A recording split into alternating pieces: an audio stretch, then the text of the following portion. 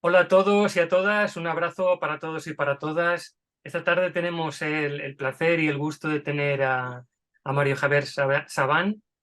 Él nació en el año 1966. Es un investigador y profesor de Cábala, psicólogo, teólogo, autor y filósofo argentino de origen sefardí. Su familia, expulsada de España en 1492, se asentó en el Imperio Otomano. Es licenciado en Derecho, doctor en Filosofía, en Antropología, en Psicología, en Historia, en Teología y en Matemática aplicada. Actualmente reside en Barcelona, donde dicta sus clases de Cábala. Mario comenzó sus investigaciones históricas acerca de los orígenes judíos de las familias tradicionales argentinas en 1987. Judíos conversos, el judaísmo de San Pablo, todos somos judíos o las raíces judías del cristianismo, el judaísmo de San Pablo, sinagoga e iglesia, Sot 22, el secreto, las estrategias de Satán, el mal desde la cábala hebrea o el judaísmo de Jesús son, entre otras muchas, parte de sus obras publicadas. Ha sido profesor en diferentes universidades y es en la actualidad difusor de la cábala a nivel mundial. Una definición que se hace Mario de sí es que es una parte de la nada consciente. Y yo añadiría que es un ser que transmite la conciencia, la alegría consciente, la libertad interior y que te hace despertar. Y aunque lo que escuches de él te pique o te escueza, que puede ser normal, hace que al final sanes y ocures. En otras palabras, te invita a que seas un alquimista en tu vida. Yo puedo decir que agradezco que pueda compartir con todos nosotros su vida, su conocimiento, su sabiduría y que nos regale su camino.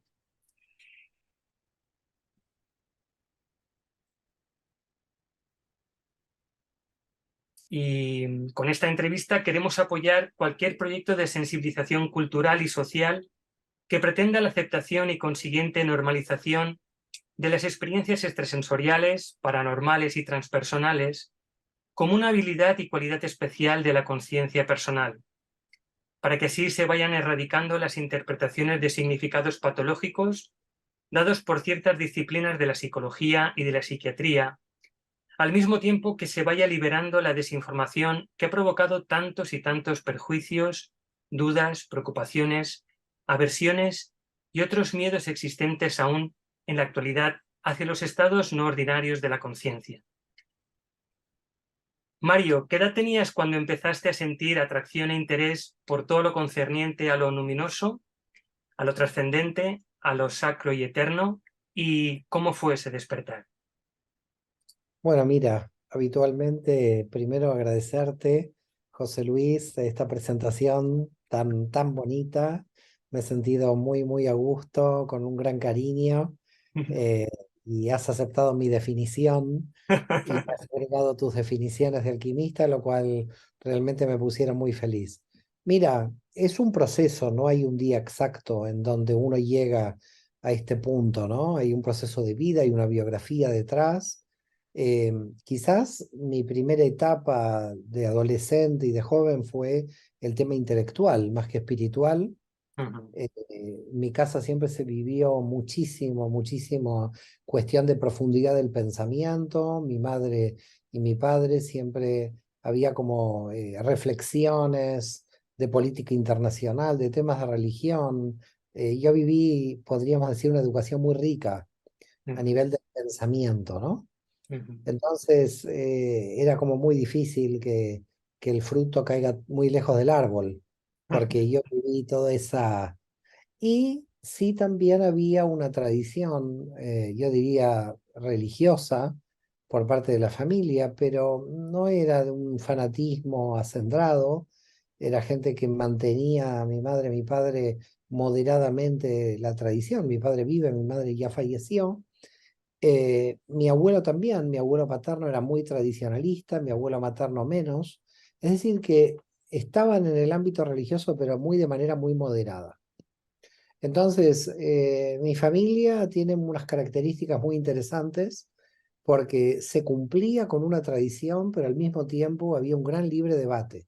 Yo viví una niñez y una adolescencia con mucho libre pensamiento, sin ningún tipo de problemas de decir realmente lo que sentía, de lo que pensaba.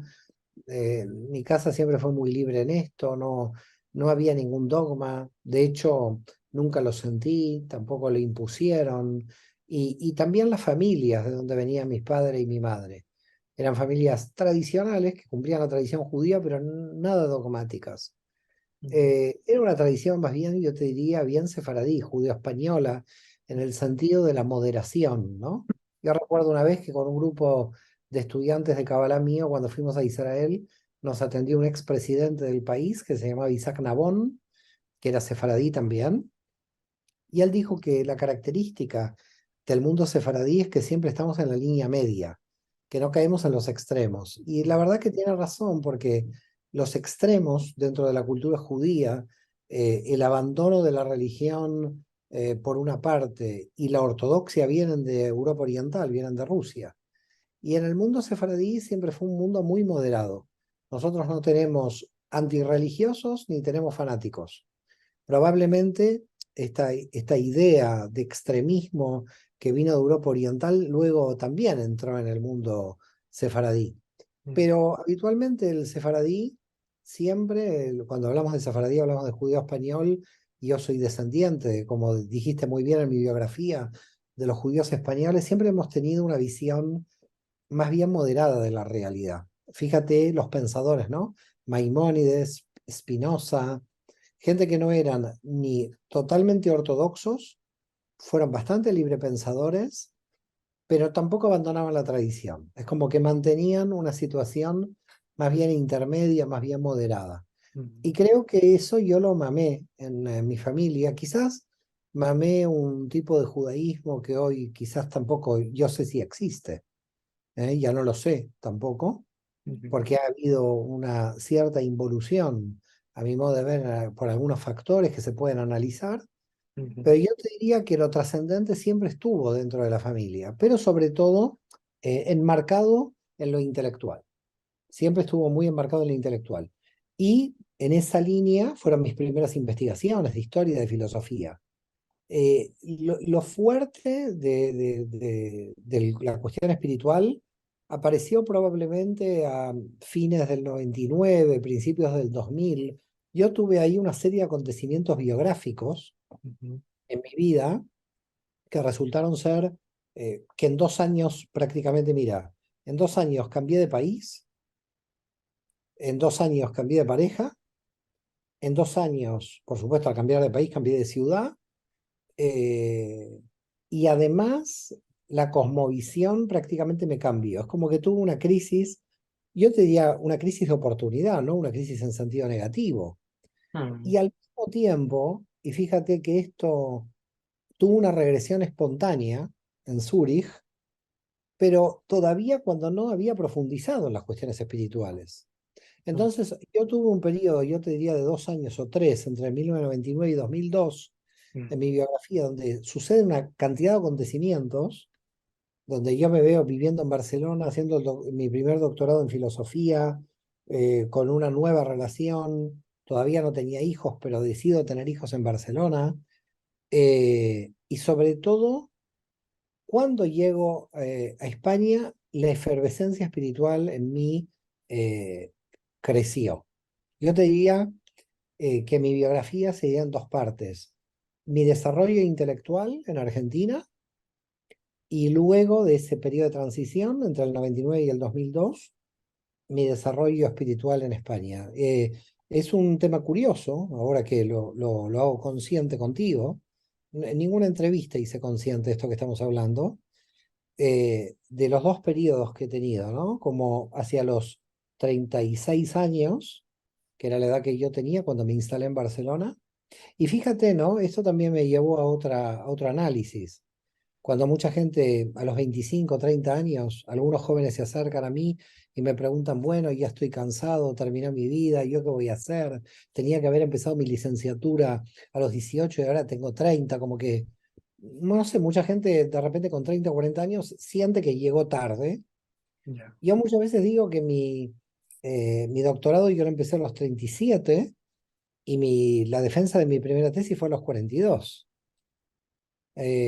Y yo un poco les pongo mi ejemplo, no quiero ser autorreferencial, porque mucha gente a los 25, 30 dice, bueno, yo ya estoy tarde para empezar una licenciatura, o estoy tarde para... Y yo digo, pero ¿qué es tarde? No comprendo nunca, nunca comprendí para mí el concepto de tarde. Siempre yo estuve dispuesto a lo que la vida un poco me llamaba.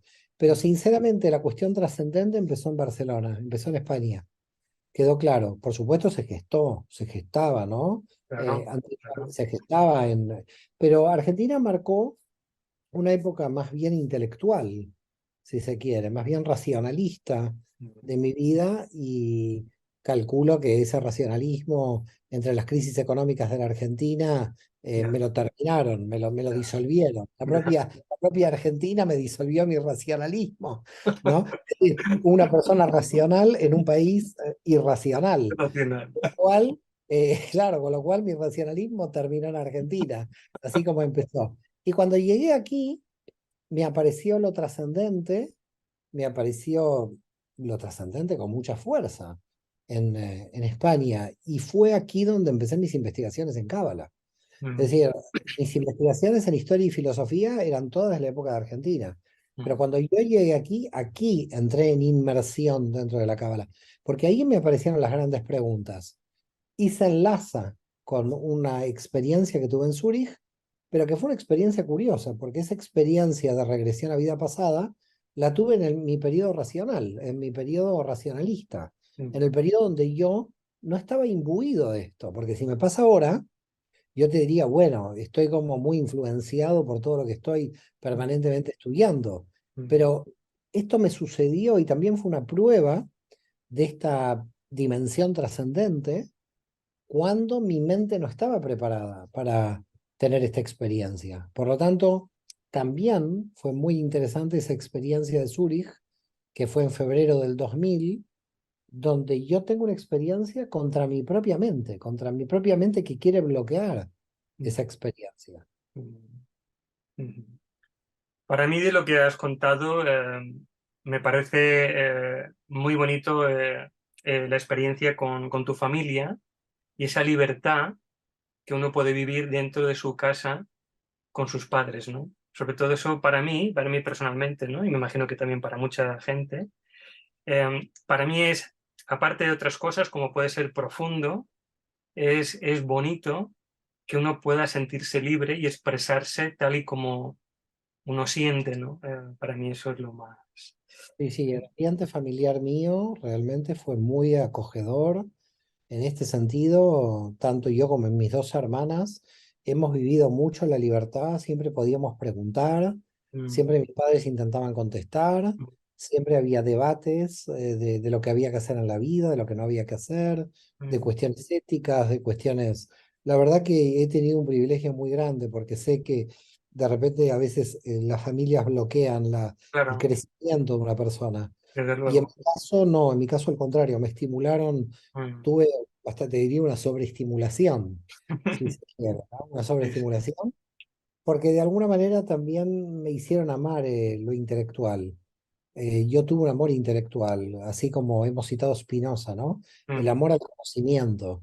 mm, He siempre tenido un gran amor al conocimiento, siempre es mm. una de las cuestiones que yo siempre digo, que yo ya me queda claro antes de morirme lo que me va a pasar, voy a decir, me falta un libro para leer y no lo he podido leer, y no lo he Ya, podido ya, leer, ya, he llegado tarde. ya, Pero siempre he tenido muchas ansias de conocimiento. Para mí, el fundamento de la existencia es el conocimiento, ya. es el conocimiento. Es decir, vivimos para conocer, porque otra respuesta la existencia no tiene. Es Mm, decir, ese conocimiento infinito, ¿no? mm. Y qué hacemos con ese conocimiento, ¿no? Claro, y cómo lo llevamos luego a la práctica con ese Ah, conocimiento. Cómo, ah, cómo hacemos que la vida sea una vida más digna para todos, donde claro. implique la bondad, porque al final, bueno, de eso se trata al final toda la mística, ¿no? Cuando tú entras en la mística no es una elaboración intelectual, Mm, sino que es experiencial, es tu alma que realmente está vibrando, mm, vive lo que dice, ¿no? Es decir, no es predico por un lado y hago cualquier cosa por el otro, claro. sino que se tienen que aunar la teoría y la praxis. Mm, Yo creo que uno como ser humano lo intenta, toda la vida es ese intento de que esas ideas que uno tiene realmente de bondad, de amor, se puedan hacer carne en la realidad. A veces sucede que hay imponderables que no se pueden, que hay limitaciones mm, dentro del campo de la materia para esto, para estos valores llevarlos adelante, mm, pero creo que uno tiene que seguir haciendo el esfuerzo, porque al final, fíjate, ¿no? La vida son preparativos. Permanentemente nos estamos preparando, casi prepararnos hacia la muerte, ¿no? mm, Pero es una escuela donde aquí tenemos una serie de cantidad de años que pueden ser, no sé, 60 años, 15 años, 80. Nadie sabe cuántos años uno tiene aquí. mm, Y los años que uno tiene aquí, lo que viene a hacer es aprender. mm, Porque de aquí no te vas ni con el ordenador, ni con el agua, ni con la ensalada que has comido, ni con el móvil. De aquí toda la materia queda aquí. Entonces, lo que realmente te llevas, claramente, es todo lo que has podido aprender. mm. Está clarísimo que es así, ¿no? Un maestro que tuve, ¿no? Un maestro así espiritual, ¿no? Que por cierto era judío, eh, llamado, pues, como en la península se llamaban marranos, como bien tú conoces, aquí eran chuetas en Mallorca. Al final de sus días, su base fundamental, su discurso era bondad, ¿no? Practicar la bondad, ¿no? Y eso es al fin y al cabo esa bondad consciente, ¿no? Esa bondad, pues, vivida, sentida y siendo consciente a pesar de los pesares o a pesar de lo que puedas ver en el mundo exterior, ¿no? Que tu mundo interior sea bondad. Interesante que has traído el tema chuetas. Yo trabajé muchos años con la gente chueta en Mallorca. Mm, Justamente cuando llegué a España, unos años después, fundé la organización Tarbut Sefarad, mm, que fue una organización de voluntariado de gente no judía española que apoyaba nuevamente el renacimiento de la cultura judía aquí.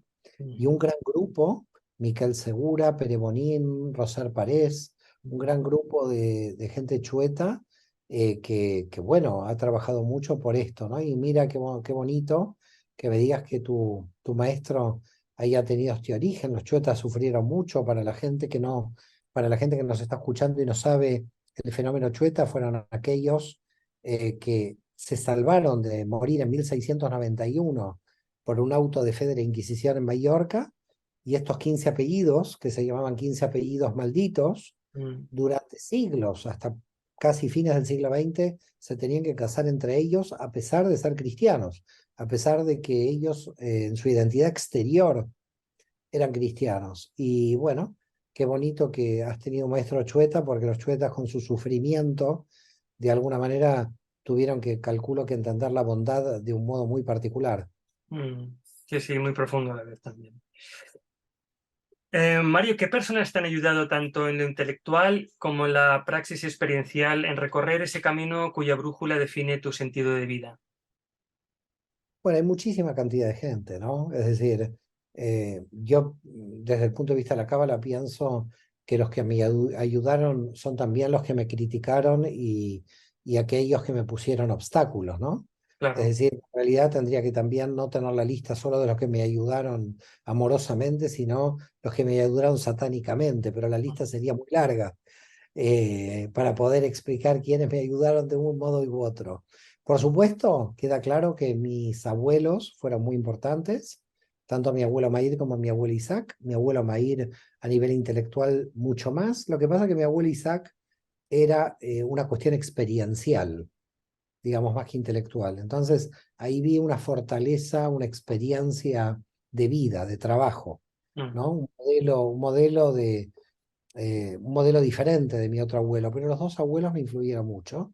Luego, indudablemente, mi madre Violeta, que en paz descanse también, me influía mucho con este amor al estudio. Y después, a lo largo del tiempo, fui teniendo diversos modelos a seguir. Una maestra que me influyó mucho, porque la tuve 2 o 3 años, fue mi maestra de historia judía, Esther Pechenik, que luego, muchos años después, la encontré en Nazaret viviendo en Israel, en Nazaret Illit, y con la cual mantengo un contacto, una amistad después de tantos años. Ella me influyó mucho porque me hizo amar mucho la historia, sobre todo que fue mi primera disciplina. Luego, en el bachillerato no tuve grandes influencias. Sí tuve un coordinador en el Club Náutico ACOAG, que se llamaba Eduardo Friedman, que realmente me influyó también en el estímulo al conocimiento. Era un hombre muy, muy volcado a la química, a la física, a las ciencias duras. Ujú, Eh, no entré por él en las ciencias duras, pero siempre era muy interesante todas las cuestiones que hablábamos. Yo tenía 15 16 años. Después entro en la universidad. Ya en la universidad empieza mi carrera más formal y ahí quien me ayudó mucho, lo recuerdo, fue a los 21 años, quien me abrió las puertas a mi primera conferencia, Jaime Platskin, donde luego, muchos años después, y ya luego de su muerte, porque él murió en el atentado a la AMI, a la central judía de Buenos Aires, ujú, en, en, en 1994, en julio de 1994, él falleció cuando estalló esa bomba. Él me permitió hacer mi primera conferencia, pero era un hombre muy silencioso y nunca supe a qué se dedicaba. Yo pensé que se dedicaba a tareas de tipo administrativo.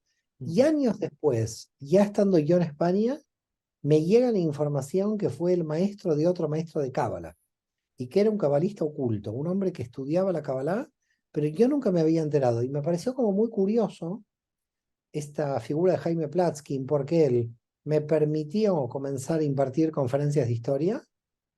Fue el primero que me dijo sí, imagínate, confiar en alguien de 21 años, muy joven. Confió en mí, la verdad que a los coordinadores fue interesante, parece que les gustó mis primeras conferencias y a partir de ahí fui cada vez teniendo más conferencias, pero lo curioso que me pasó con él fue que años después, vuelvo a reiterarte, estando en España, me entero de que él toda su vida se había dedicado secretamente a la Kabbalah y que había formado a Yonet Salai, que fue un cabalista que ya falleció, que luego yo lo conocí. Pero me pareció curioso que yo entré en la Kabbalah unos, no sé, muchos años después de haberla conocido, ujú. al hombre que era un cabalista oculto y que yo no conocía. Así que indudablemente Jaime también me ayudó muchísimo. Y después mucha gente, ¿no? Cuando yo llegué a Barcelona, que no tenía contactos aquí, me hice de un amigo aquí, Josep María Ginesta, un amigo aquí en Cataluña, que me ayudó mucho a poder, bueno, tejer relaciones aquí. La verdad que cada uno, cada persona en la vida es como que te va ayudando en cada etapa, ¿no? Claro. También Joan Prat, luego, ya en el 2010, en 2008, eh, he tenido mucha gente, Francisco Fontana de Valencia, que recuerdo también me permitió impartir conferencias en Valencia, Francesc Romeu, un clérigo que yo lo quiero mucho aquí en Barcelona, que también hicimos muchas actividades juntos, porque yo trabajé muchos años en el diálogo judio-cristiano. Ujú, Me recuerdo a Simi Benarroch también, toda gente que me apoyó mucho cuando llegué a España, la verdad. Bueno, la familia Melul, David Melul, que ya falleció, un empresario judío español que me permitió hacer su biografía. Hubo mucha gente a lo largo de mi vida que me ayudó y a la que recuerdo, le tengo un gran cariño, un gran cariño. Muchísima gente que quizás en algún momento tendría que recordar con algún escrito, de algún modo, porque ujú. van pasando los años y Ya, toda esa gente que te ayudó por mínima ayuda fue muy importante en la vida de una persona, en mi vida. Siguen claro. siendo importantes porque los recuerdo con mucho, mucho cariño. Ujú, ujú.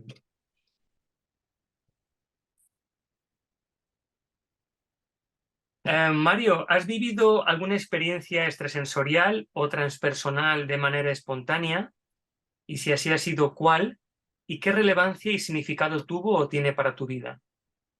Mira, la verdad que si yo las englobo a mis experiencias, parecen muchas, pero yo las siento pocas. ¿Por qué? Porque no tengo experiencias todos los días. Es decir, yo no canalizo todos los días. Yo Ujú, todos los días estudio, imparto clases, pero tengo como ciertos periodos en mi vida donde se abrieron compuertas, se abrieron portales, ujú, donde me pasaron una serie de cosas, pero en momentos muy, muy especiales, ujú, muy claves. Por ejemplo, que aparezca el alma de mi abuelo, de mi madre, para darme un mensaje, Esto me ha pasado, ujú, eh, pero me han pasado, quizás lo que yo podría contarle a la gente es la máxima experiencia que he tenido, más allá de la regresión a vida pasada, que ya la he contado en alguna otra entrevista, pero la máxima donde mi experiencia realmente fue realmente brutal de lo extrasensorial, de lo paranormal, de lo fuera de toda mm, lógica. mm, Yo recuerdo, te lo cuento exacto, hay que seguir una cronología. mm, Recuerdo claramente, esto fue agosto del 2018. ujú, Estaba durmiendo y recuerdo que a las 3 4 de la mañana, una voz me habla desde un sitio de mi casa y me dice, bueno, soy la hija de tal persona, era una alumna mía, ujú, hija que yo no la conocí, que después me entero que había muerto en un accidente de moto. ujú, Me dijo, soy la hija de tal persona, dile a mi madre que voy a nacer como su nieta.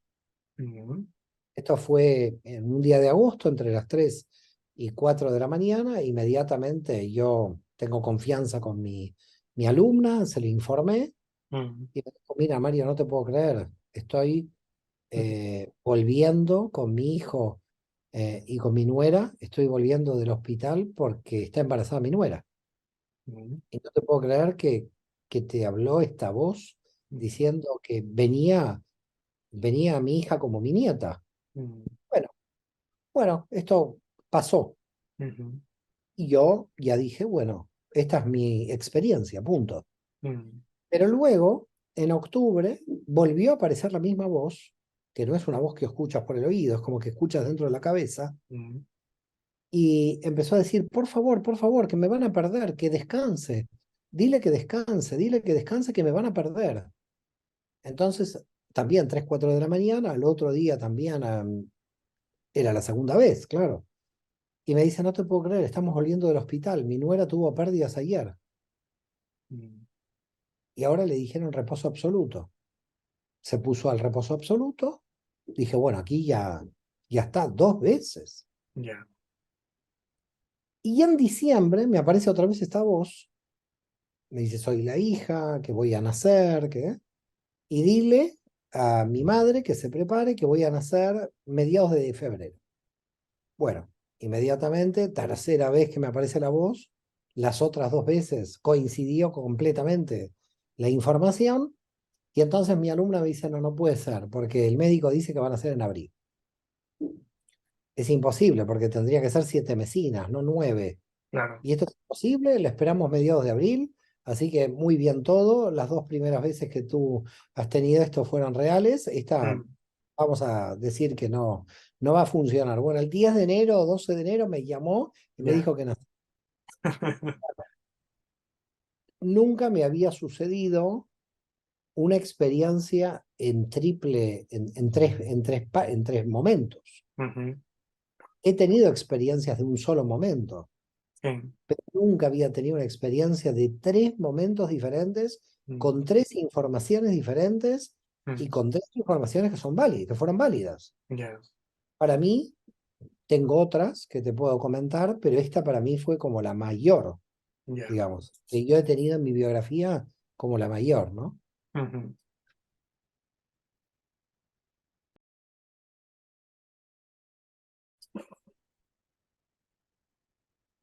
Bueno, mira, José Luis, otra experiencia que tuve que fue muy fuerte porque me cambió por completo a nivel personal y como te reiteré, me sucedió en una etapa de mucho racionalismo, todavía yo no había entrado en los temas espirituales, fue cuando tuve esa regresión que, bueno, para mí fue como muy fuerte porque no creí que esto existía y ujú, no fue ni un sueño, ni fue una situación en Zúrich. Recuerdo perfectamente el día porque fue un día antes de mi cumpleaños. mm, Yo cumplo el 12 de febrero y esto fue el 11 de febrero del 2000 que yo me encontraba en la ciudad de Zúrich. Estaba en el hotel, recuerdo, y por la tarde había sucedido algo extraño porque era la primera vez que caminaba por la ciudad, pero parecía como que recorría las calles conociéndolas, las calles de la Zurich antigua, del siglo IX. ujú, Y en un momento, de repente me encuentro con una iglesia, me la acuerdo perfecta, cortando una calle, y dije, esta iglesia no estaba aquí. ¿Qué mm, hace esta iglesia? Y dije, ¿cómo esta iglesia no estaba aquí? ¿Cómo yo sé si esta iglesia estaba o no estaba aquí? No entiendo. mm, Yo pensé como que la calle seguía. Y doblé y dije, bueno, pero si doblo aquí, termino en el lago. Y de repente doblé y encontré un lago por primera vez en mi vida también, que era parte del río. Bueno, dije, esto me pareció como muy raro. Estaba muy cansado con el cambio de horario. Dije, no, no puede ser, porque yo venía de Argentina en ese momento. mm, Y, y entonces lo que me sucedió fue que volví, comí, me fui a dormir y a las 11:30, 12 de la noche, empiezo a sudar de un modo muy extraño porque no hacía calor en la habitación. Empieza a tomarme taquicardia, mi corazón se empieza a acelerar de una manera impresionante, que es más, en ese momento sentí que yo iba a tener un paro cardíaco y que me iba a morir lo que sentía adentro. mm, Y en ese momento me acuerdo que abrí los ojos, pero mi cuerpo no lo podía mover.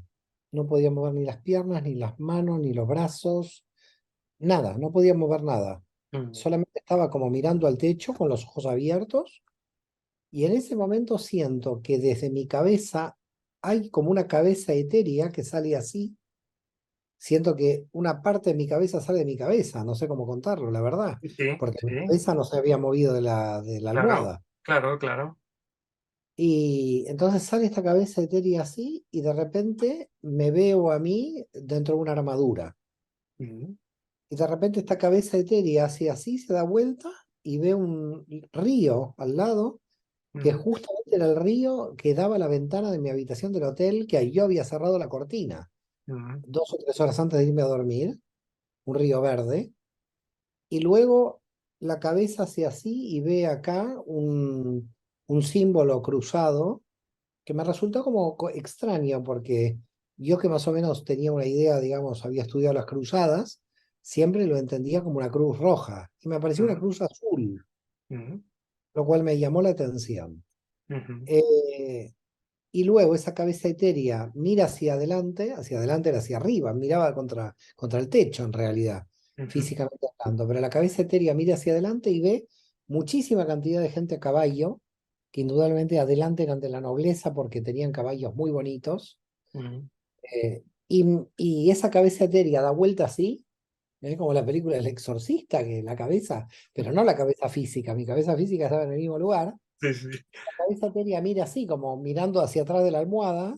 Mm, En vez de mirar la almohada, lo que mira son un montón de caballos con gente muy cansada, pero que indudablemente no eran como los nobles que estaban adelante, mm, porque eran caballos normales de gente que se notaba que estaba muy cansada. ujú, Y en ese momento, el final de ese momento es que dos niños me saludan, que están como muy tristes de que yo me voy, ujú, parece que son hijos míos. Esto ujú, me pasó en el 2000. Mis hijos nacieron en el 2004 y 2007. ujú, Así que yo hasta ese momento no sabía que iba a tener dos hijos. ujú, Y en el 2000 dos niños me saludan, como llorando, con la madre detrás que no la veo bien, pero los dos niños me saludan llorando y yo me estoy yendo. Y eso fue, y ahí me levanté, seguía la taquicardia, me fui a bañar del sudor. Imagínate yo todo esto, cómo me había movilizado, ¿no? claro, claro. Me había movilizado, pero lo oculté. No, no, no lo hablé nunca. Mm, Después lo hablé con quien fue mi pareja, pero la verdad que no, lo mantuve muchos años como no lo comenté a nadie, mm, como algo totalmente privado mío. ujú, Y bueno, empiezo en Cábala, en temas espirituales, etcétera. Viajo con un grupo a Israel. Estamos cruzando un arco en el norte de Israel. No me acuerdo si era Cesarea la Marítima, si no recuerdo mal, no era Aco, era Cesarea la Marítima.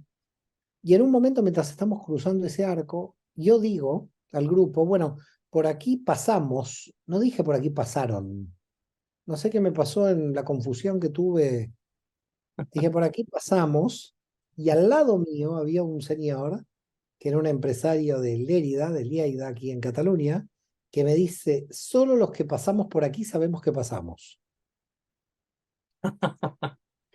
Hombre, este hombre no sabía nada de mi ya, experiencia de Zurich.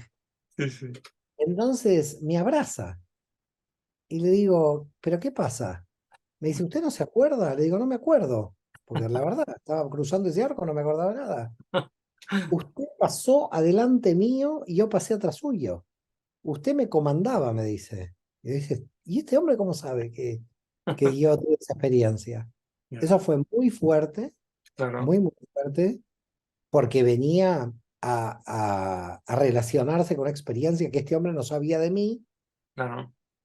en la confusión. Y después pasaron los años, no me acuerdo si fue esto en el 2010, 2011, que volví con otro grupo de Israel. Estaba en el Santo Sepulcro, que siempre me llama la atención el Santo Sepulcro, siempre me llamaba mucho la atención y no Mm. sabía por qué.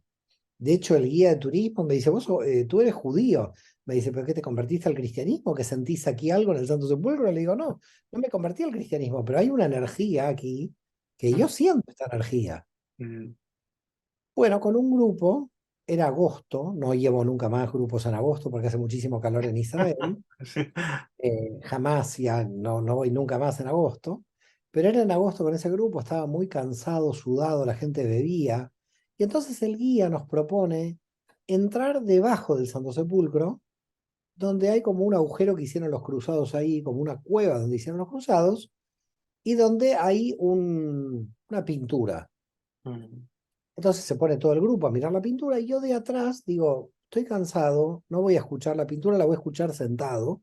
Ujú. Y hay dos como zonas de piedra, como sillas de piedra alargadas. Ujú. Yo me siento en una, la que está entrando de la mano izquierda, me siento ahí, el guía empieza a explicar el cuadro y en un momento dice, pero ¿qué es lo más importante de este sitio? ¿Qué es lo más importante de este sitio? Y lo más importante de este sitio es donde está sentado Mario. Claro, yo no te conté algo que había pasado en Zúrich, porque en Zúrich, desde atrás, algunos me llamaban Godofredo, Godofredo, en un idioma que yo no entendía. Y entonces, estábamos ahí en el Santo Sepulcro 2010-2011, y dice, donde está Mario sentado, ahí murió Godofredo de Boulogne, en el 1099. ¿Te imaginas que yo salté de ahí? Salté que no sabía para dónde saltar. Y entonces yo empecé a atar cabos, después le empecé a hablar públicamente este tema, en ese momento pensé que la gente me hubiera tratado de loco, ahora Claro, también me van a tratar de claro. loco, No, claro, ahora ya soy un loco conocido, digamos, entonces no tengo problema. claro. Pero digamos, en ese momento yo, durante todo ese tiempo, desde el 2000, que tuve esta experiencia, durante todo el resto de mi vida hasta hoy, siempre fui atando cabos de que todo lo que me fue sucediendo en mi vida tenía relación con esta vida pasada. Mm. Por ejemplo, te voy a dar un ejemplo. Ejemplos quizás tontos de lo cotidiano. Ujú.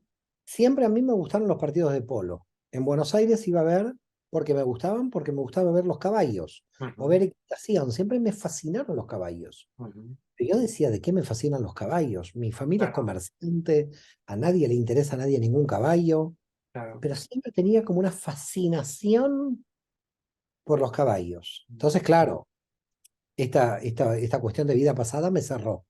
Luego, otra fascinación mía fueron mis 15 años de investigación sobre los orígenes judíos del cristianismo. Mm. Es decir, yo hice muchas investigaciones, muchos años, el judaísmo de San Pablo, el judaísmo de Jesús, mi tesis doctoral en historia, sinagoga e iglesia, que es por qué se rompió, por qué la ruptura del cristianismo y el judaísmo. Mm.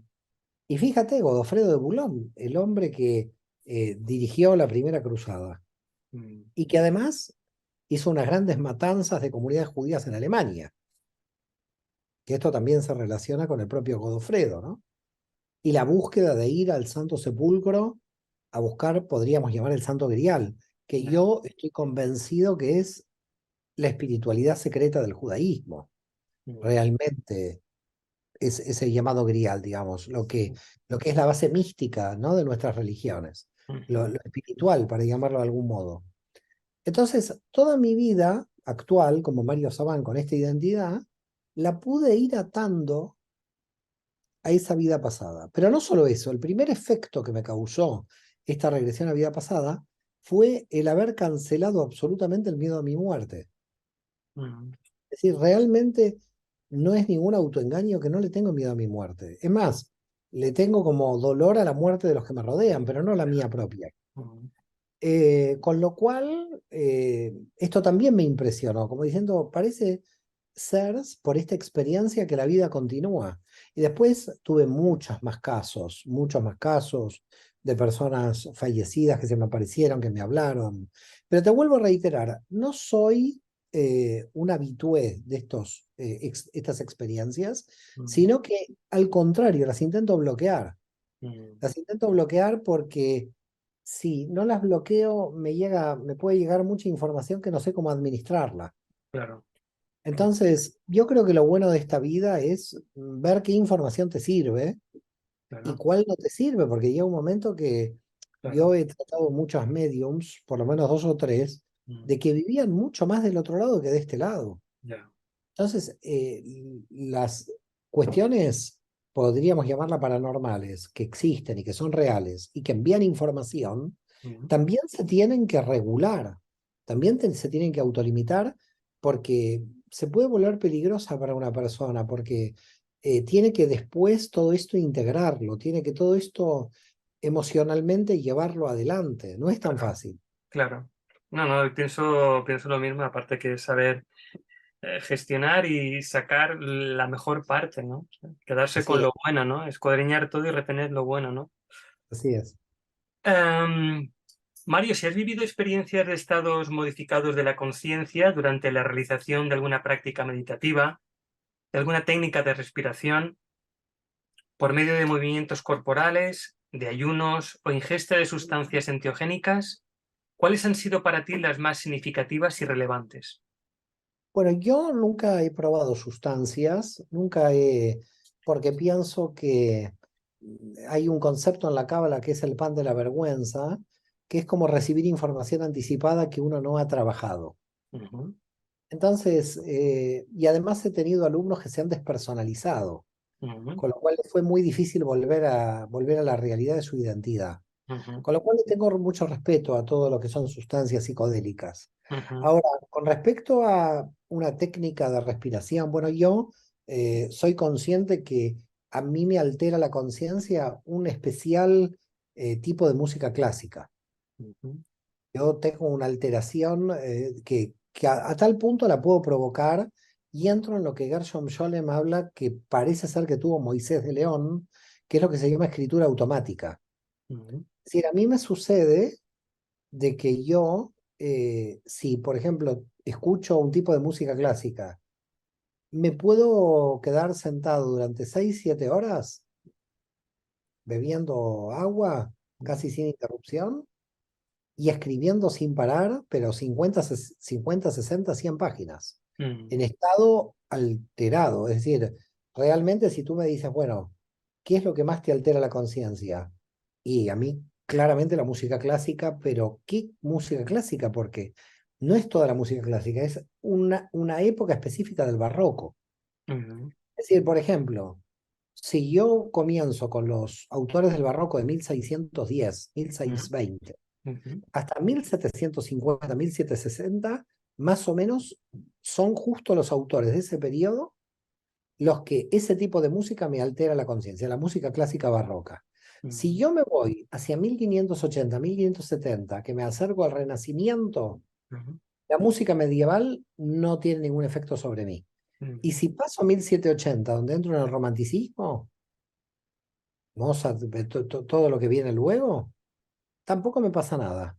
ujú, Es curioso mi situación, mi caso, ujú. donde yo tengo una música específica de autores específicos, donde entro a tener estados de entusiasmo, ¿no? De posesión divina, de un estado alterado de conciencia. Pero Entonces, consciente, ¿no? sí, Consciente, sí, claro. sí, consciente, claro, Y consciente. sabiendo que eso te lo proporciona esa música, que tú eres Ese tipo consciente de de música ese me tipo de música. proporciona. Yo, por ejemplo, si tengo que escribir en silencio una página y lo escribo con la música clásica barroca, la página tiene una vibración, una exaltación, un entusiasmo completamente diferente si tengo música o estoy en silencio. Ujú, Es un caso muy curioso el mío, calculo que de sinestesia, donde yo estoy traduciendo la música a términos, esas vibraciones mm, a términos conceptuales. Y siento cuando estoy escribiendo como que estoy escribiendo una partitura musical, que mm, yo no sé escribir, no soy compositor para mm, escribir una partitura musical, pero siento que estoy bajo un efecto que hace que yo sea consciente de que la información no la estoy recibiendo por el hemisferio izquierdo racional, sino que la estoy recibiendo directo por el derecho a nivel intuitivo, mm, como una caída de flujo de información, tipo de revelación como muy automática. Eso yo te diré que, claro, al conocer esto yo lo puedo provocar en mí. claro, Y esto es una gran ventaja, porque no claro, necesito alucinógenos, claro. solamente la música que parece ser que opera en mí como un alucinógeno. He Ujú, tenido una experiencia que la realizó mi amiga Estela Tobal en Buenos ujú, Aires, donde fue una experiencia tipo Reiki, ujú, donde empezó a dirigir mi respiración ujú, y donde yo entré en un trance donde las letras hebreas me llovían letras hebreas. ujú, Pero lo curioso de la lluvia de letras hebreas era que las letras que me llovían eran las del tetragrama, las del nombre de Dios, y esas letras cambiaron de color caminando todo el árbol de la vida. ujú, Es decir, empezaron esas letras desde el azul oscuro de Malhut y fui viendo que iban cambiando todos los colores de las sefirots, de las dimensiones del árbol, hasta llegar al color transparente de Keter. Fue un caso curioso, esa que te vuelvo a reiterar, no soy un habitué de las técnicas meditativas, pero ujú, bueno, si tomamos que la música clásica me altera, digamos, la conciencia de este modo, ujú, indudablemente sí, opero, ya te diría, casi todos los días escribiendo con música clásica. ujú, ujú. Bueno, pues Mario, para mí ha sido un placer, un regalo. Igualmente, igualmente. Imagino que quien te escuche y y quien te vea, pues imagino que también será lo mismo. Te agradezco mucho tu tiempo, tus palabras, tu experiencia de vida. Para mí ha sido, bueno, te lo repito otra vez porque, bueno, incluso puedo ser un poco pesado, ¿no? Pero es un regalo. Eh, y bueno, y espero, pues, no sé si alguna vez vienes por Mallorca y imagino que tu agenda será un poco apretada, pero si El pudiésemos día que vaya a coincidir, Mallorca, esperemos coincidir. esperemos coincidir y nada, y hasta la próxima. Un abrazo grande, shalom a todos, un abrazo. Shalom, gracias.